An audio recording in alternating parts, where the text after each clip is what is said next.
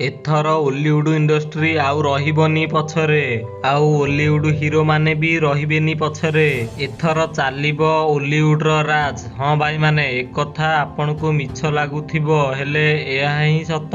आउ बॉलीवुड नुह कि टॉलीवुड नुह, एथर ओलीवुड इंडस्ट्री तरफरु आसीबाकू जाउची किछि एमिति मूवी जे कि पैन इंडिया रिलीज हबो। आज आमे कथा हबा किछि एमिति मूवी विषय रे जे कि आगकू पैन इंडिया लेवल रे रिलीज हबाकू अछि।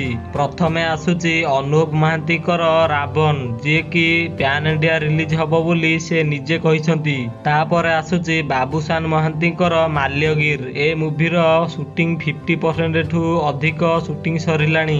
ए मूवी भी पैन इंडिया रिलीज हबो बोली एमिति सुना होउची। 3 नंबर रे आसुची बाबूशान महांतीकर अंतर्यामी। ए मूवी रो शूटिंग स्टार्ट हेइनी हेले ए मूवी पैन इंडिया रिलीज हबो बोली ऑफिशियल कन्फर्मेशन आसी जाइची। 4 नंबर रे आसुची मिशन O2। ए मूवी रो खाली टाइटल अनाउंसमेंट हेइची। ए मूवी रो शूटिंग स्टार्ट हेइनी हेले ए मूवी भी पैन इंडिया रिलीज हबो बोली कहिसंती विशाल मोरिया और देवी प्रसाद लेंका। 5 नंबर रे आसुची अम्लानकर मूवी भाई। ए मूवी रो जेबे टीजर रिलीज हेइथिला से टाइम रे यार बहुत क्रेज थिला आउ बहुत हिंदी यूट्यूबर माने रिएक्शन वीडियो भी बनैथिले। सेई टाइम रे मूवी रिलीज हेइथिले हिंदी लैंग्वेज रे भी रिलीज हेइ पारि थांदा हेले एबे से मूवी रो किछि भी अत्ता पता नाही। तो आपण माने कमेंट रे कहंतु भाई मूवी कोन पैन इंडिया रिलीज हेइ पारिबो।